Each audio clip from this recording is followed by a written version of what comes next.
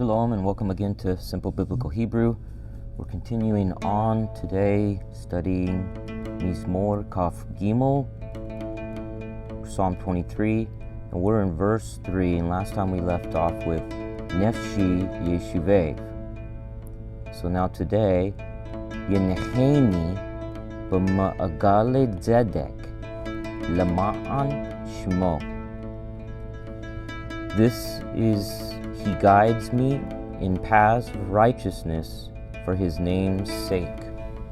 So we want to go over that today. And remember, my goal for you in this study of Psalm 23 is for you to learn to pray this in Hebrew to the Lord. I think it would bless your heart. I know it blesses mine. And so I hope you're practicing and learning to pray all of this in Hebrew to the Lord. So here we go then. Yenecheni is He guides me. In English, He guides me. Nacha is the Hebrew word for to guide. And it's right here. Nacha. Ya nacheni. So the shoresh is right here, nacha, and the hey at the end has been dropped.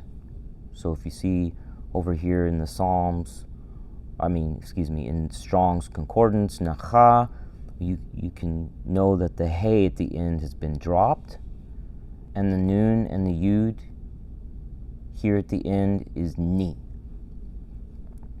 or me. So the yud then is He, and the shoresh is nacha, with the hey dropped so that we can add the suffix ni. Ye nacheni, or He guides me. This is a cool word, by the way, a guides. Nacha, to lead or guide. The root of it, the shoresh of nacha, is nach, and nach means rest. In Hebrew, it's one of the words for rest. It's Noah's name in Hebrew, Nach. So kind of cool. It's a kind of leading that he does that's very tender and restful. Well, where does he do this? He does this b'ma'agale tzedek, in paths of righteousness. He guides me in paths of righteousness. So paths is here, ma'agal. There's a shoresh. And the bet here is a prefix, and it means in. So in, ba, or here they're telling us to pronounce it with a V sound because there's no dot in the middle. So no dot in the middle means to pronounce with a V sound, va. In ancient times, it would have just always been ba. In ancient times, meaning at the time of David. Ba or va ma'agale, so the yud on ma'agal, or magal, is plural. It's making it plural. B'ma'agale tzedek, and paths of righteousness. Tzedek is righteousness. We'll come to that, but this isn't kind of important. So, but ma'agale is in paths, because one path, as you can see over here, is magal. So ma'agale with the yud at the end makes it plural. It's literally going to be, mem, ein, gimel, lamed, magal, lim is plural. Magalim. But since it's going to be a Hebrew construct, since it's going to be ma'agalim zedek, you drop, and instead of magalim, it's magale.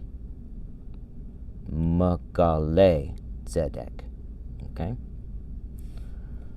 So Ma'agale Zedek, Zedek is righteousness, and it's a Zadi Dalit Kuf, Zedek,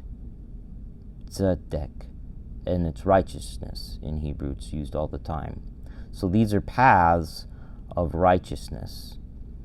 You can get into some really neat things about these paths of righteousness and what they are in Hebrew culture.